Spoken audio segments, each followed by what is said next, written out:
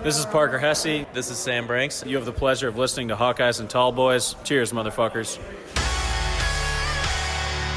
Welcome to the Hawkeyes and Tallboys podcast, featuring your hosts, Bo Freeborn. You know, guys, even though we get 2 conference losses, we're still going to end up 9-3. We're going to win the West, for sure. Dylan Pond. Here's the thing, fellas. I'm going with it. 12-0, baby. We're going to do it. Let's fucking go. Woo! And Rob Wall. I mean, that would be shocking. But we can do it. I mean, I think we can. So crack a tall boy and go Hawks.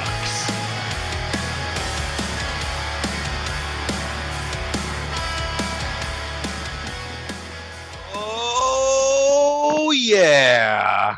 Welcome into another episode of Hawkeyes and Tallboys. I'm Rob. I'm Dylan. And I'm Bo. And tonight we have with us a special guest. This is obviously Big Ten Championship week, and so we're happy to have our Michigan special guest, Michigan aficionado. He played center at Wheaton College. He's a former college football player. Everyone, please welcome Kyler Kregel. Hey, thank you guys for having me. Excited to be here.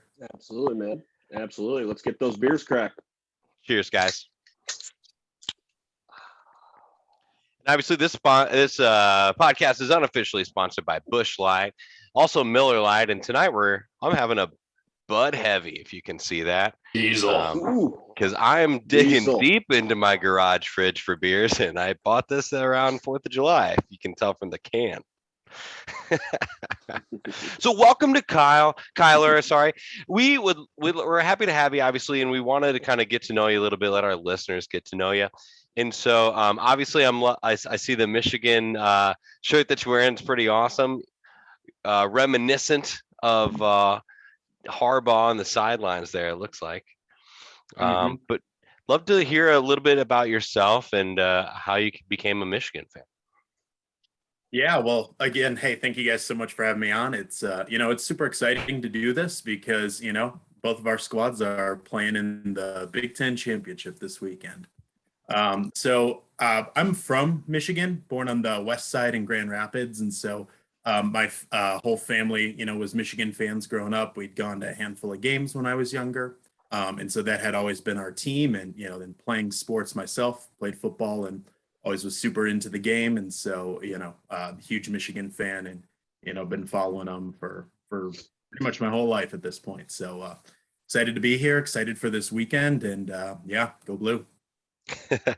Now, I have a question for you because I have talked to people who are originally from Michigan. So on the hand here, you said the west side. So you're over here then? Or no, sorry, I don't know how this is going to show up, but so like Detroit, which is the east side. yeah. So then Grand Rapids is like right over here is usually where I go to for the west side. Nice. And so Michigan's right over here, like Ann Arbor. Again, this whole thing may just be completely backwards, but that's our state. So Perfect. And for those just listening, to the podcast and not on YouTube, a lot of people I know that are from Michigan, they'll tell you where they live by using their hand as a signal because Michigan, the state, kind of looks like a hand. So, anyways, perfect. That's awesome. So yeah, want to know a little bit about, we were going to ask you, what was probably one of the most memorable moments that you can remember at being a Michigan fan? yeah, well, I think actually the most memorable at this point might actually have just been last Saturday. Finally breaking through against the Buckeyes. But I think that signature moment was probably 2009. It was Rich Rodriguez's first season at Michigan. My dad, we would try and go to like a game a year, but we didn't go to like the big games and stuff like that. We would always wait until they were like playing like either like some MAC team in non-conference, or the game we went to was Indiana when Tate Forcier was a freshman QB, had this sweet like scramble in the end zone to get this game-winning touchdown and stuff like that, and just like the the craziness at the big house and, seeing them win. That was probably like the most fun game I was at. Usually go to about one each year.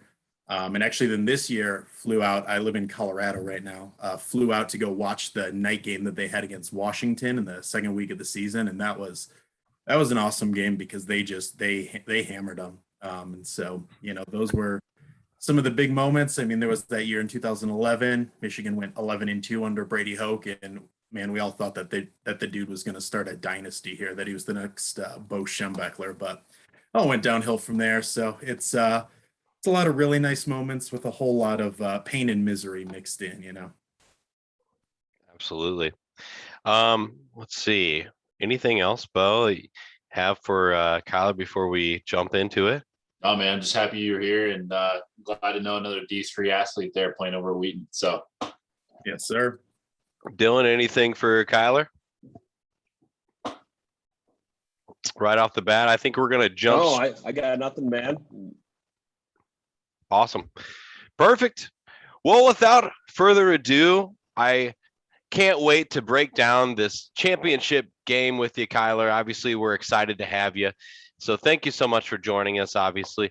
But before we do that, guys, we need to hop back into that rusty old time machine of ours and look back at the final game of the regular season, which happened to be last Friday, Black Friday. It was a rivalry game. They call it the Heroes game for the Heroes Trophy against the Nebraska Cornhuskers.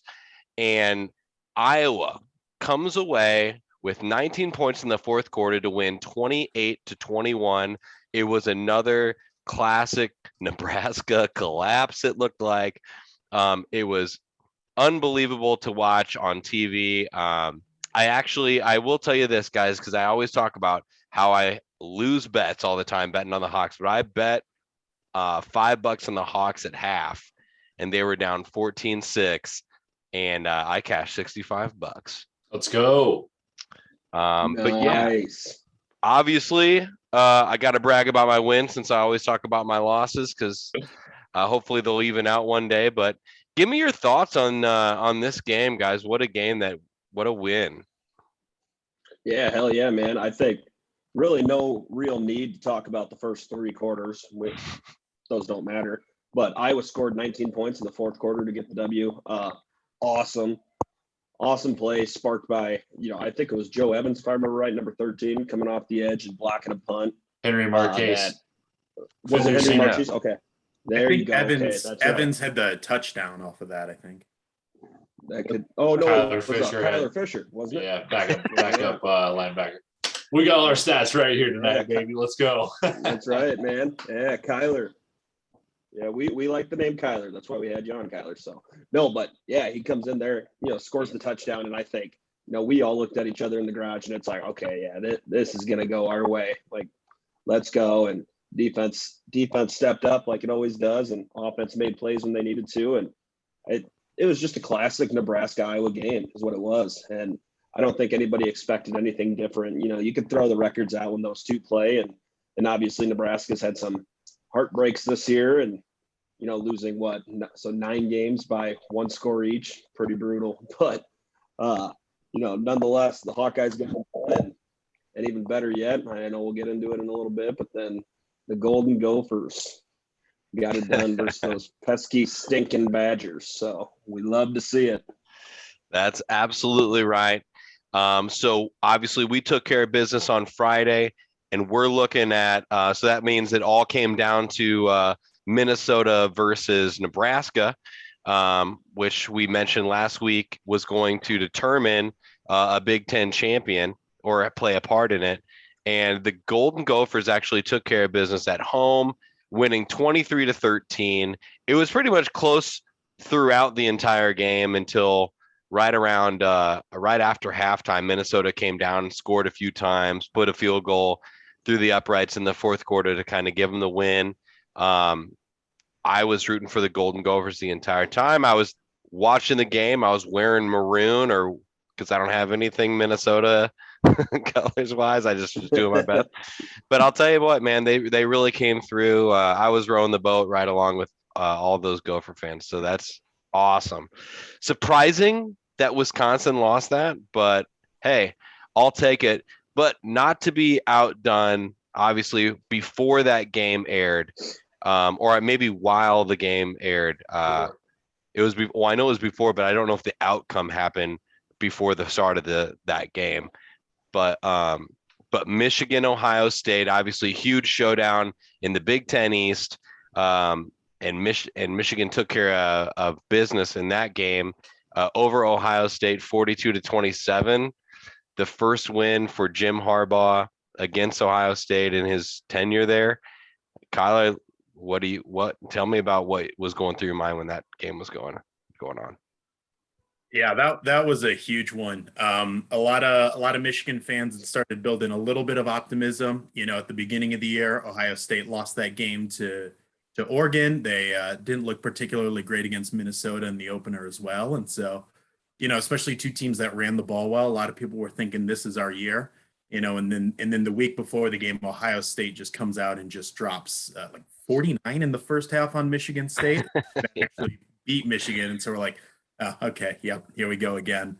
But Wolverines came out and just took care of business, and really the second half was just dominant football. Michigan scored on every single touchdown drive, or every single drive scored a touchdown, except for the last one when they were in victory formation, and just finally getting that one, first one since 2011, since they had an interim head coach after Tressel had to resign. Prevented Ohio State from taking a decade-long streak, for that one, and just awesome game, super exciting moment for me, for the Michigan fan base as well, for the team obviously, and and for Jim Harbaugh as well, who finally got that win. I think that's a great segue into this week. I mean, you talk about Jim Harbaugh. Everyone kind of thought that his seat was going to get really hot this week after losing again to Ohio State, a good Ohio State team too. How do you as a fan feel about Coach Harbaugh moving forward now that he finally got that win? Do you think that, hey, now it's Michigan's Big Ten East, or is it still going to be the Clash of Giants coming back again for next year and years to follow? Yeah, I don't think Ohio State will go away. I mean, they recruit too well, and in some ways, I'm not going to chalk a win up obviously to just the weather, but a little bit of a perfect storm for Michigan, and so I think we all still expect that this is going to be pretty fierce rivalry. But as far as the fan base goes, I think last year everyone was ready to to send Jim Packin, and I think most of them wanted to hire one of the coaches in your state there, Matt Campbell. But then you look at this season, and Harbaugh's 11-1. Campbell's been struggling a bit, and I think the entire fan base at this point is ready to give Jim a huge extension to stay at Michigan for a while now. Funny how winning does that to a fan base, huh? Exactly. You know what? That's hilarious. I mean, I was just gonna say, like, and I know I don't mean to bring up betting, but how unlikely it was for the Big Ten championship game to be Iowa, Michigan. And like the week like going into this last week, like how everyone I thought like whoever the Big Ten West champion is going to be, they're probably gonna be playing in Indianapolis against Ohio State likely, and then get blown out, and then have Ohio State be somewhere in like the playoff situation or whatnot. But because that didn't happen, it kind of threw a wrench into Ohio State's playoff plans. And so I'm interested to see, where that projects Michigan now and that kind of thing. And obviously, if you would have placed some sort of a prop bet to say Iowa, Michigan in the Big Ten championship game, I mean, I guarantee the odds of that would have been astronomical. Well, now you even look at the playoffs too, right? I think before Michigan beat Ohio State, I want to say that their playoff hopeful chances were less than 20%. And now it's right around 80% that they're going to make it as the number 2 team, right? Because ESPN and all these big time networks think that, Michigan's going to steamroll Iowa, which we'll get into a little bit later. But they definitely think that Michigan's going to be victorious coming this weekend. Yeah, it's been a really interesting year, in college football. And I mean, you look around even outside of the Big Ten, and like if anyone would have predicted a playoff, I think most are kind of predicting, if Bama loses to Georgia, they're out. So you got Cincinnati and Oklahoma State in. I don't think anyone can find someone who would have told you ahead of the year that, the playoff would be Georgia, maybe Michigan if they win, Oklahoma State if they win, and Cincinnati if they pull that one out. Like, it's just one of those years, and happy that Michigan's taken advantage of all the chaos. Any given Saturday. And honestly, I will say one more thing about that before we get into this Michigan team and what they bring to the table. But I will say, it's interesting because like this is one of those years where those folks who have been telling or have been like promoting like this needs to be like a 6-game sort of college playoff, or we need to look at this and expand the field to 8 games and have maybe top Power 5 conference winners and then like 3 at-large bids, things like that. This is a year where they're going to use that in opposite evidence of that and say, hey, you know what? Like, look at the field we got. We got Oklahoma State. We got Cincinnati. Alabama's not in it. And then, Michigan and whoever else is in there. But, that you're going to look at that. I mean, a college playoff without Alabama or somebody like that. They see, look at this great parity that we have in college football, that we don't need to expand the field, and which I kind of hate because I do want to have a bigger field. I'm on that fence, or I'm on that side of the fence. Oh God, we could do an entire podcast just about the possible expansion of the college football playoff. We can go on for days about that, because I'm with you, Rob. I think, I couldn't tell you what the right number is, but I think it's somewhere in that 8 to 12 region. But you're spot on, because, the commissioner, or Gary Barta, the man, the myth, the legend himself, the athletic director at Iowa, that runs the show for the college football playoff, he can point to that right there and say, well, yeah, look at this here. You got, and the whole Alabama not getting in. I don't see a scenario where they don't get in if they lose close to Georgia, but obviously it depends on a lot of stuff. So, because they've earned that right. So that is what it is. But like you said, you look at potentially Oklahoma State, you look at Michigan, a few other teams that haven't been in there before that are in the hunt essentially. So it's cool to see. It's cool to see that there is a little bit of parity in there, and somebody else gets a chance to be a national champion, and it's not just Alabama, Clemson, and Ohio State. Yeah, I'm happy.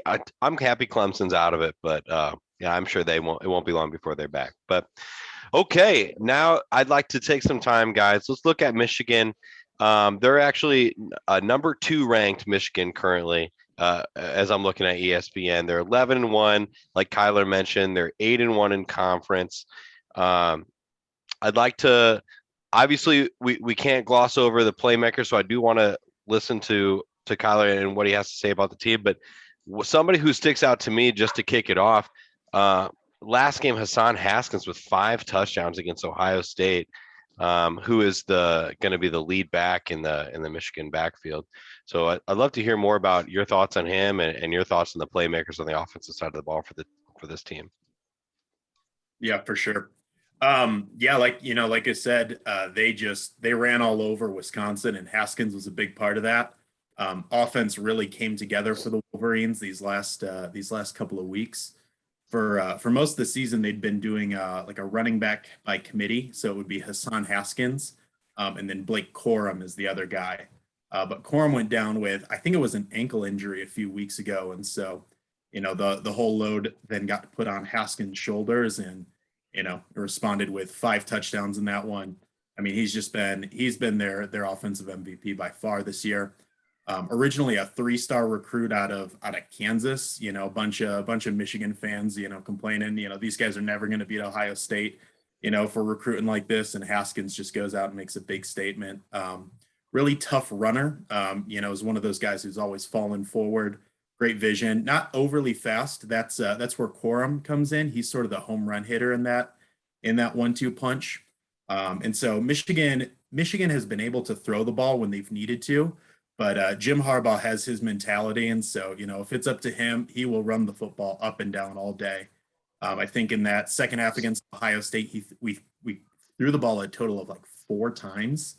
So if the run game's there, that's what Michigan's going to feature. And, they have a really good offensive line with a couple of guys on there. Their center, not as good as Linderbaum, that's for sure. But he, like a 7th-year senior at this point or something like COVID, giving everyone extra years. So he's in like his 6th or 7th season. Just been having a great year for them, and so that offensive line has been clicking. The running game is going, and then the QB is Cade McNamara. He's going to be a classic game manager. Like they were saying, Michigan's going to run the ball as much as they can, and so McNamara's goal is just complete passes when you need, and not turn the ball over, and he's done that. Talking about Cade McNamara's big targets, I guess, who are we looking for on the outside? I mean, I know they don't really pass a whole lot, but I mean, just looking at Cade's stats this year, he's thrown quite a few touchdowns on top of them, running the ball too. Like, who's he looking for out there on the outside? Yeah. Originally, the top receiver coming back from Michigan was Ronnie Bell, but he, another guy who got injured early in the season. Corum will be back, the running back. Bell's been out for the entire season, and so he was supposed to be the go-to guy. The guys who have really stepped up are Cornelius Johnson. He's been there. I think he's leading in like receptions, yards, and touchdowns at this point. Maybe he's been a big piece. He's a good player. Doesn't have any like unique abilities. I mean, he's not like a guy like David Bell, that you guys would have seen against Purdue, but can make plays, deep and in the intermediate and short game as well. They have another guy, Roman Wilson, originally a wide receiver out of Hawaii. He's the guy who's going to take the top off the defense. So just really fast. He's been a big piece that's really come up. They got another guy who operates out of the slot, Mike Sainristil, who's actually originally a cornerback from Massachusetts, then flipped over to offense and been a big piece, kind of Ronnie Bell's replacement this year. And then recently their tight end, Eric All, he came on, his breakout game was actually when we played Nebraska. And, I know just like you guys had that close win over Nebraska, along with like the entire country, it seems like, we had a close win over Nebraska and Eric All was a big piece of that. So he's the tight end, and those are probably going to be the 3 main guys. They got a few others that will work in there as well. So talk about JJ McCarthy too. Is he ever going to throw the ball, or is he just going to run a wildcat basically? You never know. Harbaugh's been giving him a little bit more chance to throw the ball, but that is, if there is anything that has been frustrating over the season, it's that McNamara has done that job of not turning the ball over, and I think it's really only been these last couple of games where he's really convinced people that he should be the starting quarterback, because I think McCarthy's first little taste of action was in our opener against Western Michigan. And he came in, got pressured in the pocket, scrambles out, and just turns and throws across his body like 60 yards down the field for a touchdown. And the entire Michigan fan base is like, yes, this is the guy. And then Harbaugh just keeps him there in that wildcat package. And I mean, can't really argue with the results at this point. And Cade McNamara has had his best games in the biggest games that Michigan's had, which has been really interesting. Kind of reminds me of a few years ago when Georgia had Jake Fromm and then Justin Fields behind him. It's always kind of hard to manage. How do you get those 5-star kids on the field when you have a guy who's a little bit more limited talent-wise, but is certainly getting the job done for you? Yeah, Kyler, us Iowa fans don't really have that issue about which 5 stars we got to get on the field. So it's a little hard to relate there, man. I'm not going to lie to you. Hey, you guys had AJ Epinesa a few years ago. I think that's one, right? That's right. That's true. That's true. It's a legacy, but I'll count it. I like it. But no, the offense, just in my brief film study, I think, Hassan Haskins and absolutely just jumps off the tape. It's funny you talk about that. He's always one of those runners that falls forward. Yeah, I think there was a play in the Ohio State game where I couldn't tell you exactly what the play was, but essentially like a stretch right, and he's following his fullback, or it might have been, in your guys' offense, like a tight end or something, but following his tight end literally points to the guy, points who to block, and just follows him in. And it's like he glided in from 7 yards out, because it looked like he was about to get hit. And I think just based off your reaction, the play I'm talking about. And it's like, yep. Holy shit, this guy's a problem. This guy's going to be a problem Saturday. So, yeah, hell of an athlete there. And, he's got them two got the stats to prove it. And when Michigan does need to throw the ball, they obviously can do that too. But definitely a dynamic offensive team that you guys got going on. And we haven't even touched on the defense yet. We got future first round pick Aiden Hutchinson, and probably the most underrated, and probably not to you Michigan fans, Kyler, but I think around the Big Ten and around the country in that opposite defensive end, and David Ojabo. Correct. Ojiabo. Okay. I was going to say, thank you for the correction there. So, talk a little bit about this defense, because this is a studly Michigan defense. Mm-hmm. Yeah, I mean, you nailed it. It starts and ends with those two guys. Each of the last few years, Michigan had a statistically great defense when Don Brown was the defensive coordinator. But it just seemed like every time we were running up against an offense that, had speed, that had playmakers, whether that was Ohio State each of the last few years we played them, or Penn State, a little while ago when they had like Saquon and all those guys, but we would always just get shredded. And so Don Brown, was let go last offseason. Jim brought in Mike McDonald, who was the linebacker coach for Jim's brother John with the Ravens. And he really went about making Michigan's defense a little bit more modern, a little bit more diverse. And one of the biggest advantages that came from that is just the work that, that new defensive staff by and large has been able to do with those guys. Ajabo specifically, he was a rotational role player last year. And he has at this point worked his way into, he's a pretty common pick in the first round in a lot of the mock drafts you'll see. I think he's at like 11 sacks. Hutchinson's at something like 13, and it's just been that's how Michigan's won games, is those two just terrorizing opponents, shutting down offenses. And like you guys probably saw, Hutchinson had 3 sacks against Ohio State, and that really just killed their offense. And so those guys are definitely the 2 biggest ones to talk about. Behind them, you got the linebackers, I'd probably say are the weaker spot. If I had to pick a position outright where the Hawkeyes are looking better than Michigan, I would say it's at that linebacker level. They got a true freshman in there in Junior Colson, who's shown a lot of flashes, but anytime you got a true freshman, there's going to be some, mistakes and stuff like that thrown in there. The other guy they got is a 5th-year senior in Josh Ross. He's kind of that veteran leader, but has been up and down throughout his career. And while he's having a solid year here, I don't think they're as talented at the second level as the Hawkeyes. The secondary, Daxton Hill, he is another 5-star that we had that ended up beating out Alabama for. He's been playing sort of a little bit of corner, a little bit of safety. He kind of operates as that, that nickel cornerback. So he can do a lot of different things for them. And he's been a huge part of that defense. At cornerback, they've had Gemon Green, but I think he's actually out for this one. The guy who's really stepped up when Green was out is another guy, DJ Turner, a 3-star athlete out of Florida.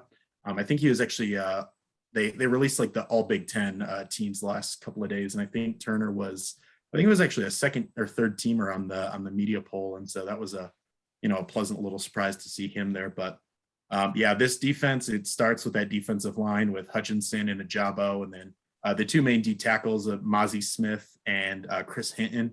Mozzie specifically has just been a breakout player so far, and a big reason why, the Buckeyes really couldn't run against Michigan last Saturday. So yeah, it's a great group, and it's been a lot of fun to watch them. Now, I know this is going to sound crazy coming from an Iowa fan, but how do you, as a defensive player, but as a defensive coach, how do you stop Iowa's offense? It's not like we, run the ball very well or throw the ball very well. If schematically, what are you thinking? Is there going to be a lot of blitzing going on, or do you trust the front line to get enough pressure to get Petrus off balance, to get Tyler Goodson off balance? I guess, what do you think Michigan needs to do to get Iowa off balance on offense? Yeah, I think the first thing is really anything you can do to make them try and throw the football. Iowa in the run game, going to run a lot of outside zone, a lot of stretch. And so that starts with, those defensive ends, keeping contained, forcing things back. Wait, Kyler. How did you know that? How did you know we run a lot of outside zone and stretch? Like what I was known for, that and lineman. All right, go on. I'm sorry. Oh, no, all good. So getting like Hutchinson's just been a monster, both in run defense and, against the pass. Ajapo's been a little bit shakier there. I mean, the dude's an incredible pass rusher. He's not bad, in run defense. And so it's really just making sure, that you're able to, stop the run. And, I know you guys have had some inconsistencies at the QB position. And so, just making sure that nothing easy is coming there, and then forcing, is it Petrus? Is that how Petrus to, I think they named him as the starter for this one, forcing him to try and make plays. But, you're looking at the Hawkeyes offense, and those tackles have not been great this season. I think I was like third or fourth in the Big Ten in sacks allowed with like 31, 32 or something like that. So, I think Michigan's plan is going to be, a run and then let their two pass rushers to try and tee off on these guys and, force some mistakes there. What I think has really attributed to those sacks though too is I hate to say this with quarterback play. I mean, you talk about Padilla, a guy who can get outside the pocket, at least stretch plays, make plays on his feet, whereas Petrus is kind of a pocket passer, likes to step up in the pocket.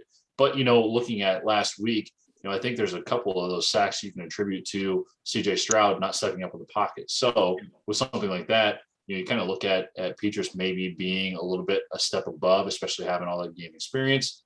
As long as he has enough time to be able to throw a good ball, there may be some chances for some big time plays down the field. So I guess we'll see about that, but I like your take on that. And I think one thing that Iowa has to its advantage that Ohio State didn't is, like I was saying, Mozzie Smith at D tackle has been having a really good season, but he's going to be going against the best center in, college football and probably the last decade, honestly, in Linderbaum. And then another Kyler Schott, a left guard for you guys, really good football player as well. So, I think if they're able to, keep those two interior guys clean, I think you're totally right. Like they'll have some more opportunities to be able to step up into the pocket and, try and make some things work. But absolutely. And I like that you said that, Kyler, and I was thinking about that too when you were talking about your linebacking core, potentially being, if you could even say, a weakness, because there's not many holes in that Michigan defense this year. But, that's one thing that kind of stood out in just my, brief film study where it's like, okay, and I spoke about this with Bo earlier as well, but you look at running the ball and getting to that next level where you see, those young backers maybe over pursue a little bit or, get stuffed by a double team, peel off kind of thing. And you played center in your day, Kyler, so you know what I'm talking about. So about the peel offs and whatnot. Yeah. And so that's, one area that stood out to me. It's like, holy shit, Iowa might have a chance where if you stick, in that guard center guard, because I think if you see a lot of outside zone and stretch plays coming from the Hawkeyes, it's not going to go well. I mean, let's call a spade a spade.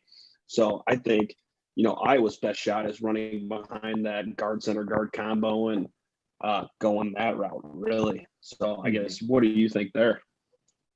Yeah, that is definitely, if I was Brian Ferentz and calling up the offensive game plan here, Chris Hinton, the other D tackle, he's played pretty well, but he doesn't really disengage, from blocks. Like he doesn't get himself free to, make tackles at the line of scrimmage really easily. So, if I'm them, I'm letting Schott and Linderbaum just double team him.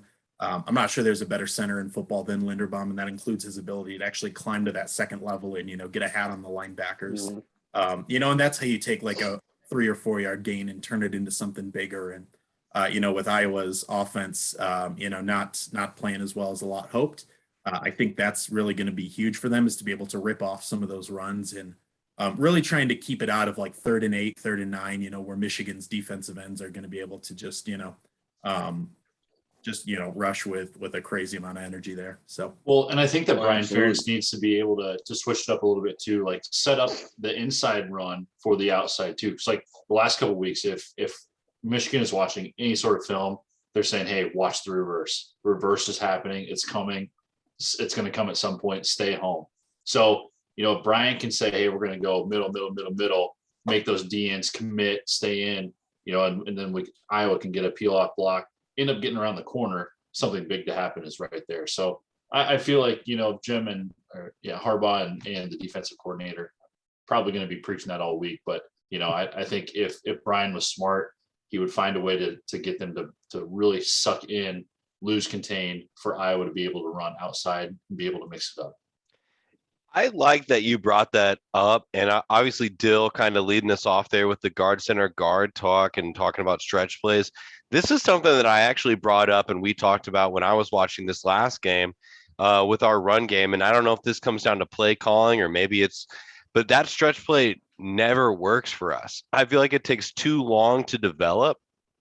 And I don't know if that's because our offensive line is having trouble getting off their blocks or moving on to the second level, like you had mentioned, Kyler. But that's something that I was wondering. I kept thinking, like, why don't we just kind of run straight up the middle, or why don't we run a play fake or these? I mean, I understand that every run play can't be up the middle, that you have to mix it up a little bit or else the defense is going to stack the box and things like that.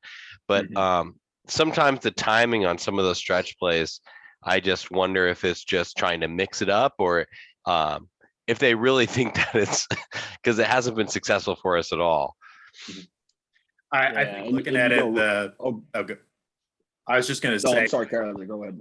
Oh, no worries. Iowa's got a pretty small offensive line is one of the things. I mean, I think every single guy that was starting for them, was listed in the 290-pound range. And so, I mean, then you look at Michigan's offensive line, right tackles 340, right guards 330, centers at 320, left guards 320, left tackle. He's the shrimp of the group at 305, So Michigan's smallest offensive lineman has got a little bit more packing than, any of the guys on that Iowa O-line. And so it's just, that's kind of been their, the bread and butter under Ferentz. And, so I get why they're still running that, but I think it's a pretty bad mix of, the guys you got are really only built to do one thing. And when that thing's not working, it kind of hurt you. And folks listening right now too, you listen to all those numbers. Who does that remind you of? Minnesota, who has a really good run game. Wisconsin, who has a really good run game. Two different teams who had a lot of success running the ball against Iowa. So pretty nerve-wracking going into Saturday. And I will say, when we talked about that third down talk too, comparing the two offenses, just to give you some stats behind those thoughts there. And this should come as no surprise if you watched any of the games that the Iowa scheduled this year, but we're actually 34% on third down efficiency. We're 59 for 170, and Michigan is 45%, 75 for 165. So it seems like when we do get into third down situations, I don't know if I'm alone in this, but it seems like it's tough for us to kind of convert those into first downs. And Michigan's been the better team on that end, being able to do that and extend the drive. So good stuff all around, guys. So I guess, one other thing I wanted to talk about, because this just happened to be in the media this week. We talked about, a lot of the playmakers on the Michigan side of the ball, but as far as on the Iowa side, and this shouldn't really make a difference in this game, but our one of our backup quarterbacks, Deuce Hogan, has entered the transfer pool, and I wanted to get your guys' thoughts on it because he sort of was touted as maybe our quarterback of the future. Dylan, he was a 4-star recruit, I think, from Texas. Yep, that's correct. And so go ahead. Oh no, I was just gonna say, I know Bo's gonna disagree with me here, but all reports that we have heard is that, Deuce has essentially been passed up by true freshman Joey Labus. That's, commit we stole out of Miami of Ohio, funny enough, but ended up as a late 4-star on 247, 3-star out of Rivals. So, I mean, that's just the name of the game in college football anymore. If I don't want to call it immediate gratification, because then I feel like I'm hating on millennials everywhere, and then I feel kind of like a boomer myself. But I mean, that's just kind of the name of the game. You see a sophomore in Alex Padilla and a junior and Spencer Petras ahead of you. It's like, okay, I'm third string behind these two guys. Like, it's going to be at minimum another couple of years before I get to see the field. And one of those things, people might call me stupid for, but I trust the coaching there. I think Ken O'Keefe has 456 years coaching quarterbacks in his career. And then obviously Kirk Ferentz has seen his number of quarterbacks throughout the years. And, you need to be a particular type of player to play quarterback at the University of Iowa. It's no secret that they run, a very complicated pro style offense that typically takes quarterbacks a year or two to master and takes some pretty smart guys.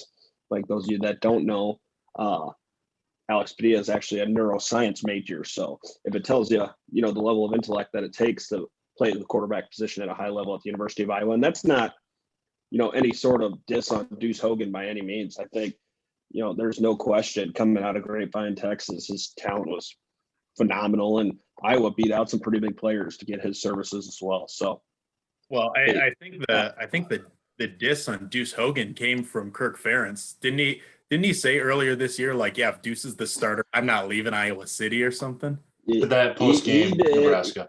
He did. Yep.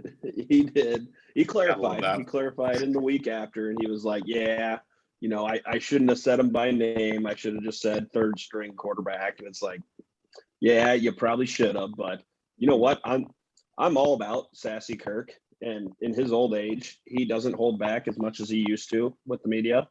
Where I don't know how many press conferences you guys have watched over the years, but this by far is the wildest Kirk we have ever seen, and it's still, just as vanilla as you would think. So, but yeah, so that was certainly a surprising comment coming from him, but I wouldn't read too much into it myself. I guess, what do you think, Bo? Yeah, like you said, I disagree. I think he's a great quarterback. Not to say you didn't say that, but I still think he was number 3, especially if he was taking the ones reps.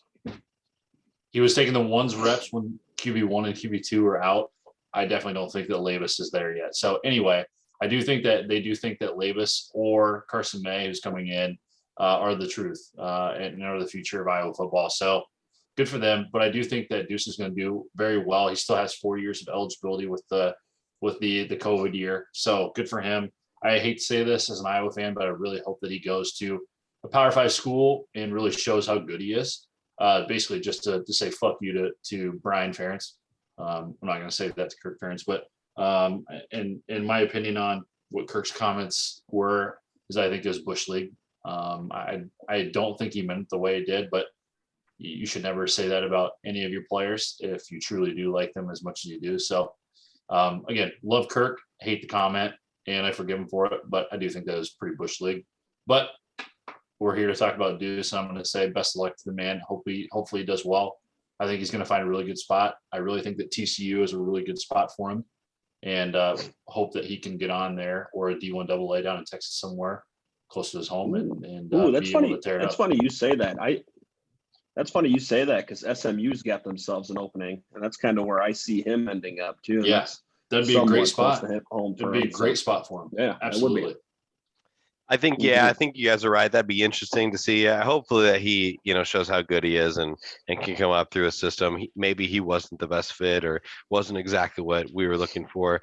And it's tough to know exactly what we're looking for. And guys, I wanted to keep it in the quarterback talk here about the this Iowa team, because guys, last weekend, obviously Padilla went out and we had Spencer Petras make his return after not seeing him since, I believe, Northwestern. So, I don't know if that was they say that Padilla was sick and was hoarse and was having trouble.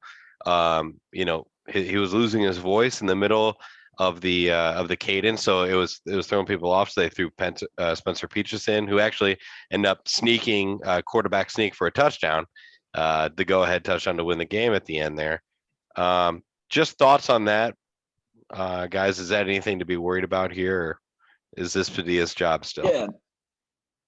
Yeah, Rob. No, I don't think it's anything to worry about by any means. I kind of compare it similar to a Michigan situation where you got Cade McNamara is kind of our Spencer Petras. I do think Cade's a little bit better, so don't freak out, Kyler. But I think Spencer's kind of our game manager. He's our guy that can throw the ball. He can hand off the ball. That's essentially what he needs to do. As soon as the play breaks down, let's call a spade. He's pretty much fucked. So that's what we need to worry about there. Now, the guy that when plays break down, that can make something happen. For Michigan, we look at JJ McCarthy, and that kind of pretty similar to a Alex Padilla. So I just got the message now that my internet connection is unstable. So if you guys are hearing me all over the place, I'm sorry about that. Well, I agree with you too, and I think you said it right. I think that Petrus is not as good as McNamara. I think he's a better passer, better game manager, but I do think that Padilla is a little bit better than JJ McCarthy in the fact that he can and is able to throw the ball very well. Now, I shouldn't say that because we haven't seen a whole lot of sample size from McCarthy, and Kyler, you may disagree with me on that, but yeah, you nodded your head. I get it. But I do think though that I really think that most of the Iowa fans were really hoping for Padilla to start. And I really hope that Petrus goes out and silences the haters here. Kyler, tell me a little bit what you think here.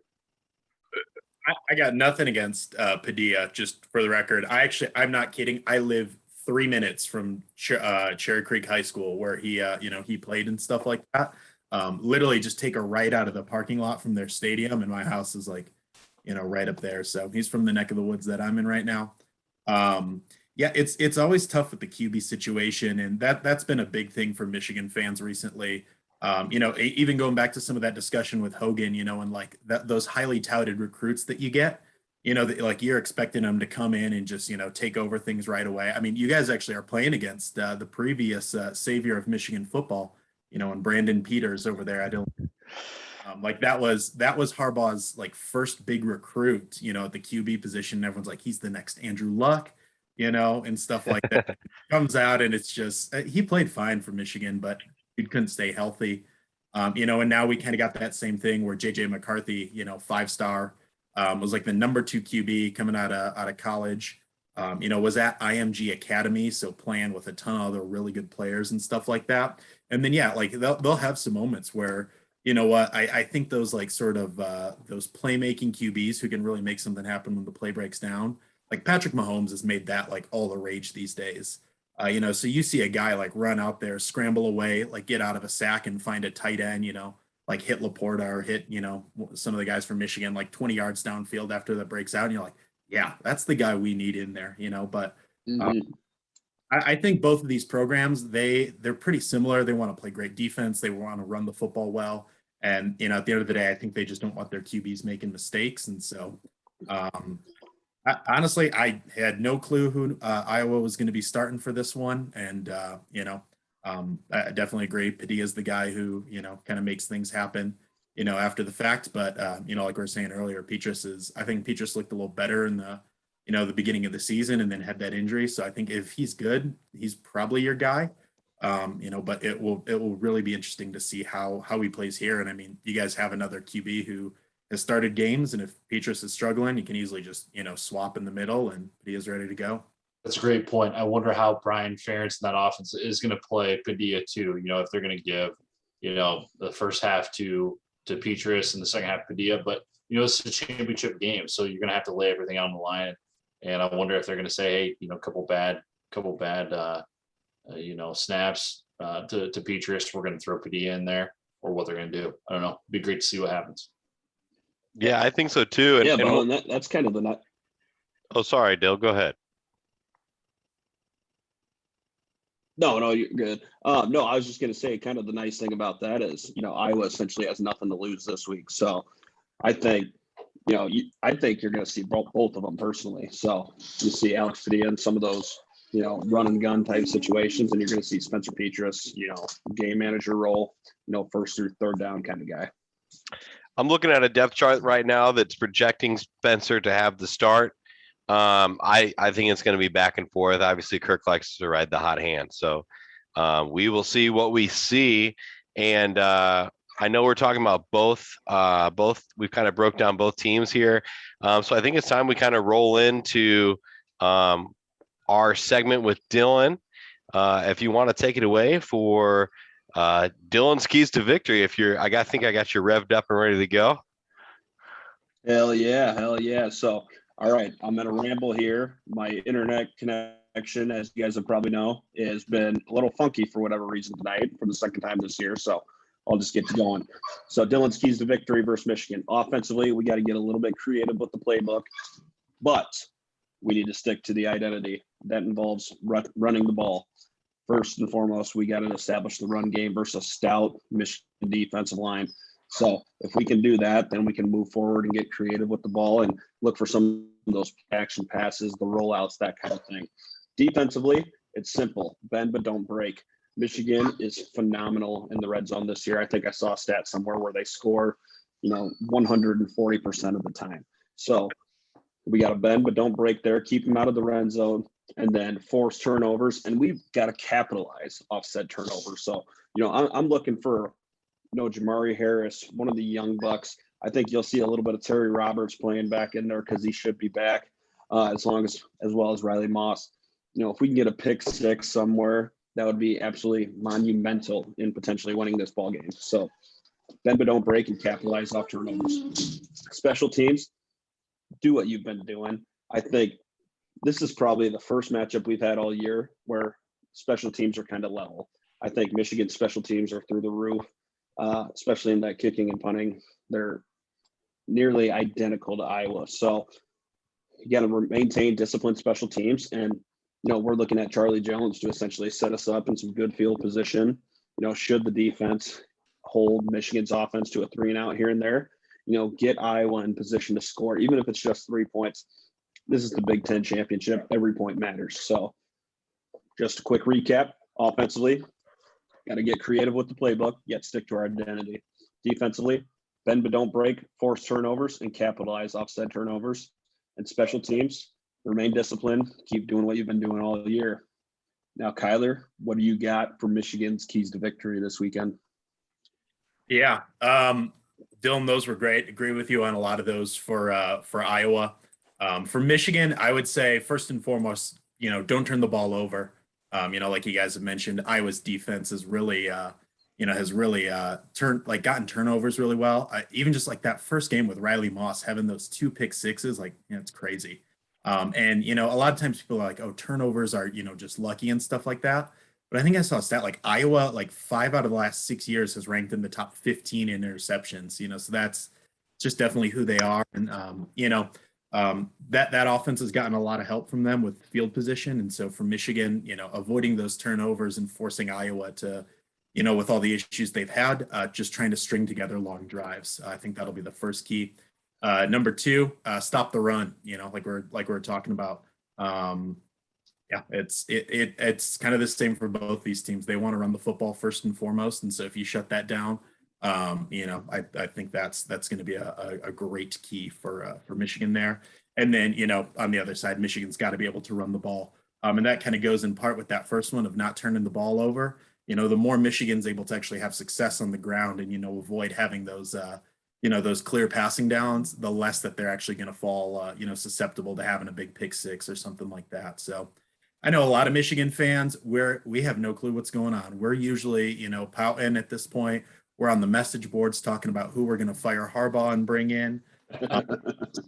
And then there's a lot of jaded Michigan fans out there who are like, you know what? It would be the most Michigan thing ever to finally beat Ohio State and, drop the next game against Iowa. So there's a lot of nerves out there, a lot of nerves. But Michigan, like you guys said, Iowa has no expectations here. Michigan has a playoff spot right on the line. So, Iowa can play spoiler, and Michigan's got a little more to lose here. So, it should be a great game. Awesome, guys. Well, thank you for breaking that down for us on the keys to victory for both teams. I think it's going to be an interesting game. I think it'll be closer than what they predict. But speaking of what they predict, this next section, I'm going to break down our betting lines for the degenerates out there. If you like to place money down on sports betting, this is going to be a great game to look at, guys. And we're obviously unofficially sponsored by DraftKings here.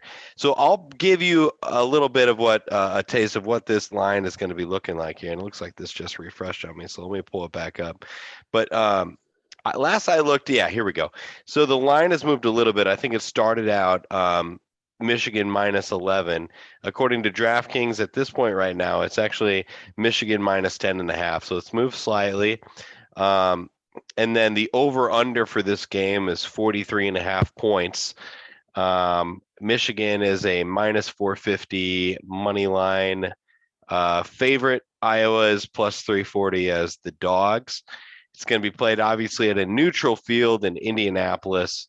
And so I'm just pulling up the weather is going to be 41 degrees in Indianapolis on Saturday. So going to be an interesting game to look at, guys. They're not picking it to be close. I want to kind of get into everyone's thoughts on this game as far as what's your hot take going into this, and then what is going to be your prediction. And I can kick us off. So for this, obviously, Big Ten championship game, I'm looking at these two different teams. I think, defensively, they have them ranked back to back on both. I think it's 8 and 9, Michigan ahead of Iowa as far as total college football team defenses over the course of this year. And then I think Sports Reference has them 13-14 or something like that. So they're both back to back. So I think the defensive are comparable to each other. But one thing I don't think that's comparable is these two offenses. I think Michigan obviously has a little bit more of an explosive offense. So and Iowa can be that way.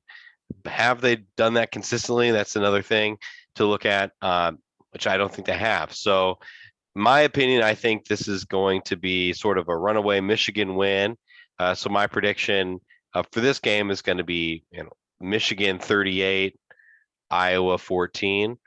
I think it's just sort of going to be sort of a runaway, which is unfortunate. This is the first game in a few, at least I know this season and maybe last season, that I picked Iowa to lose.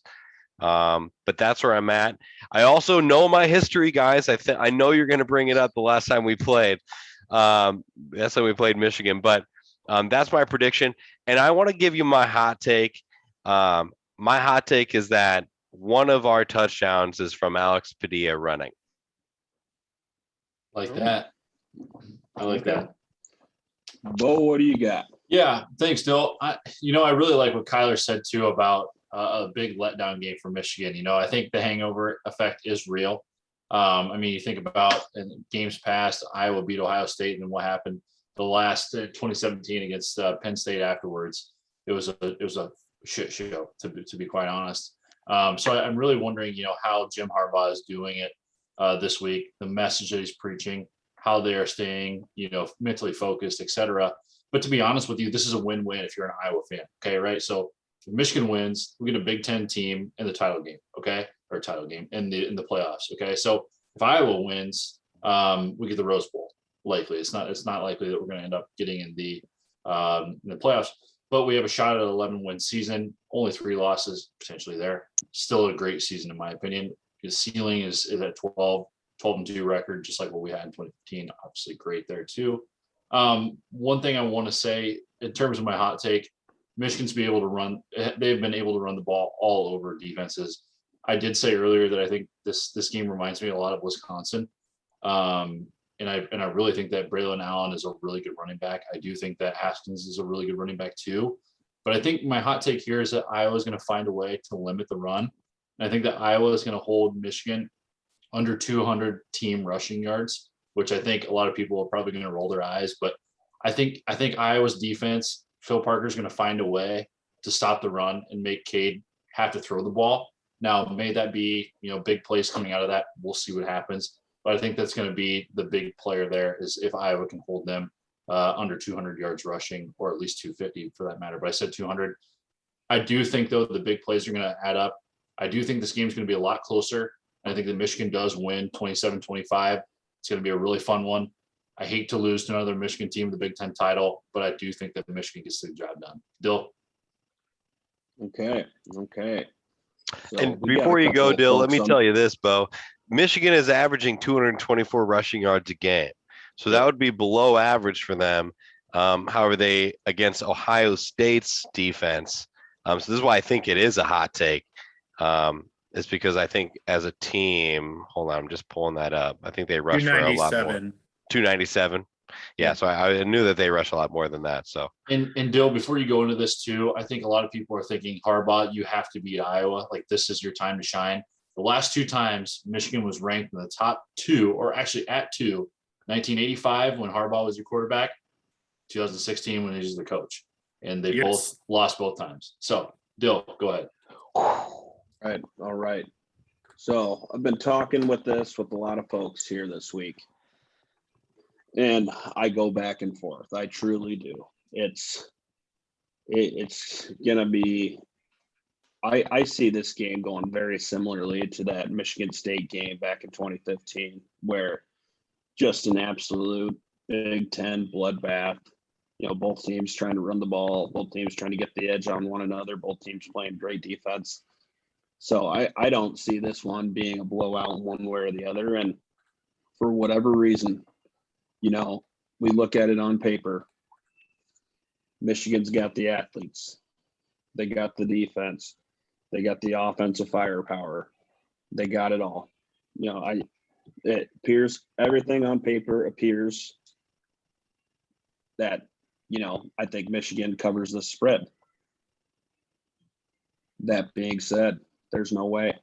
There's no way, for whatever reason. I've had this feeling in the back of my head, and it's not in my heart. It's not being a Hawk fan, but in the back of my head.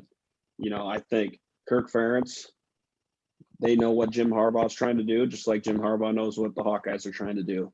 So whoever comes out and runs the ball better, whoever comes out and plays better defense, whoever comes out and forces turnovers is going to win this game. And the Hawkeyes are embracing that underdog mentality. I got the Hawkeyes winning, fellas, and I know they're going to shock the world.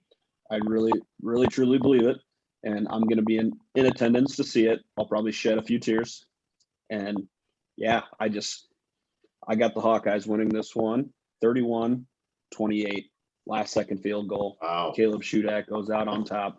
I got the Hawks taking this one. Kyler, what do you got, my man? Dylan, I love that. I was going to be a little nervous if I was stepping in here, to an Iowa podcast where no one actually took Iowa. Right? Yeah. So, there's you always got to have that optimism and hope, Well, it's actually really funny.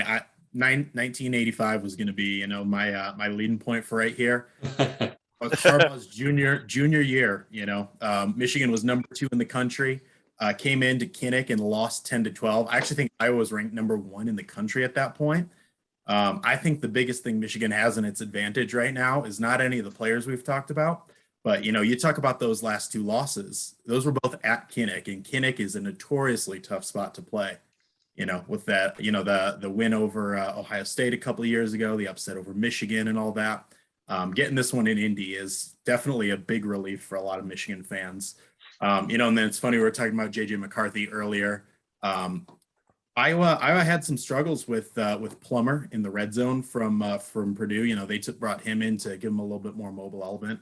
I think Harbaugh's really going to push a little bit of a Wildcat package.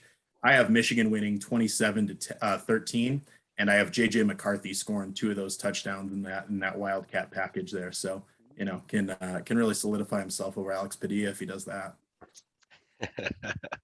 yeah, Oh, that reminds me. I forgot my hot take. Kyler Goodson's going to rush for 150 yards. Go ahead, Rob. ooh, Love it. like it. Yeah, I hope that happens. Dylan, I loved your take. I want to be with you, on it, but I just for some reason I just am pessimistic about this game. Dude, and I really can't explain it. I was talking to Bo about it earlier, funny enough, and it's just, I don't know. I've had this feeling before and it's gone south, so I won't lie to you guys. But it's just been a feeling I had, all week where, Iowa's been there before. Granted, nobody on this team has been to the Big Ten championship before. And, we're literally an LJ Scott stretch away from being a college football playoff. So I can't explain it, guys. I really can't. And it may just be blind Hawkeye love and faith for the team I've cheered for since the day I was born. I don't know. But I honestly believe it in my gut that they're going to get this win. Well, that would be shocking But I think we can do it. No, I was just gonna say, that's funny because I took that from the intro, obviously. But so we recorded that a little bit ago. But actually, the Hawks ended up winning the West, which is what Bo had predicted. And although we weren't 12-0, we sort of split the difference between Bo and Dylan's takes there. So, and we still could come away with 12 wins. If we win in Michigan, then we win our bowl game, which is likely to be a Rose Bowl. So I wore my Rose Bowl quarter zip here for the podcast tonight. But guys, I know our next segment here is our last segment. Obviously, we just have some time to dedicate to our mailbag. So listeners who had listened to the show want to ask questions and things like that. And I kind of want to start it off with my own question before we get to the certified mailbag questions. But for you, Kyler, and for you guys, so this game, Michigan, Iowa, do you think that we're going to know who the winner of this game is at halftime? I'm not 100% sure. Harbaugh, like we've talked about, he loves establishing the run. And so I think sometimes, especially against more physical teams like Iowa, that can take a little bit. Michigan went in and, went to Camp Randall, played the Badgers, and ended up winning like 38, something like that, to 13 or 14. And that was a close game at halftime.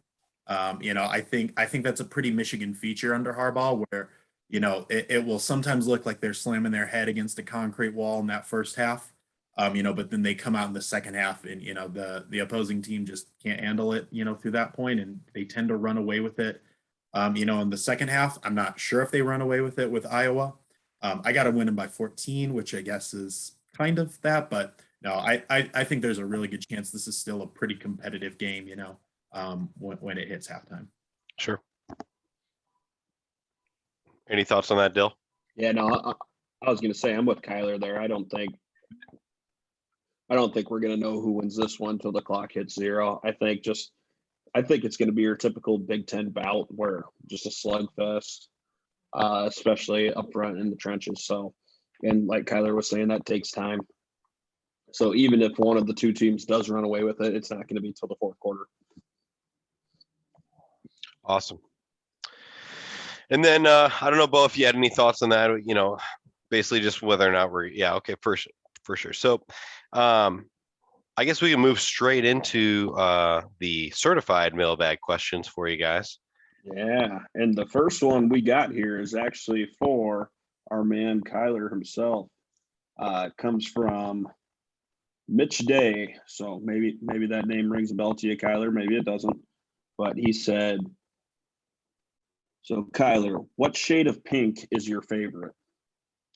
What shade of pink is your favorite? I think the correct answer is whatever shade of pink the Iowa visitors locker room is, right? Did you do that? I don't know. You just wanted to know. I think probably the best pink affiliation is the pink starburst. So I don't know what the name, but we'll go with that one. Like it.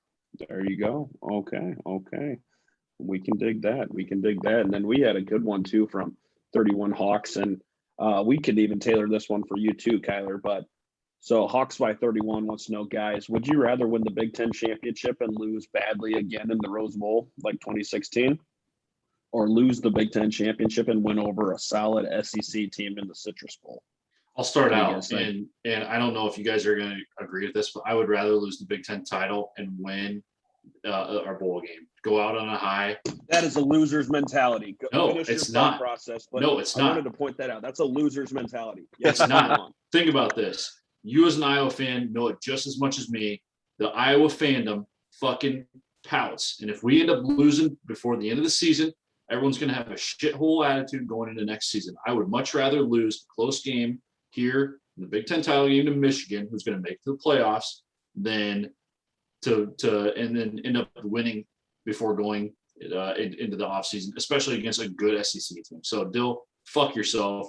I would rather take that 11. I'd rather take 11-3 on a winning high as opposed to going back to what we did in the Rose Bowl. I was there live, and I can tell you this: that fucking sucked walking out of that stadium, getting our asses kicked. I I couldn't disagree more. Those 32-ounce Bud Lights or whatever the hell we were drinking were flowing phenomenally.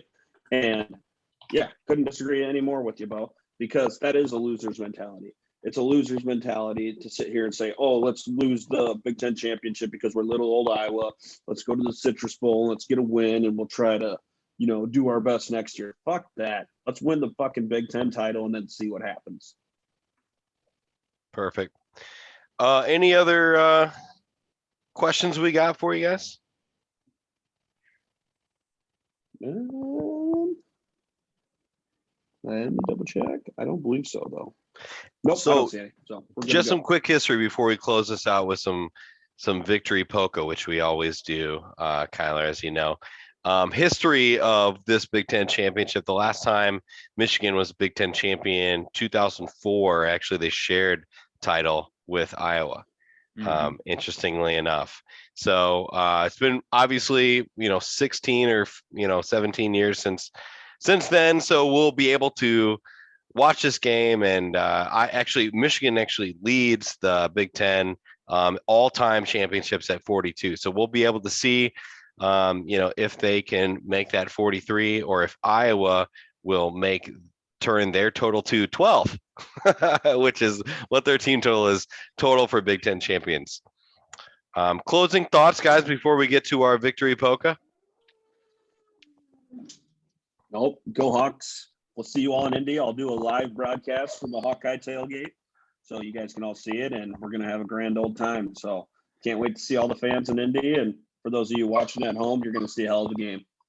That's going to be an awesome time. A little jealous, not going to be able to make it out there for this one, but got my tickets booked for I think we're probably going to be in the Cotton Bowl. So, Oh, there you go. There you go. Well, we hope to spoil your plans, Kyler. Thank you, Kyler. Sure, guys.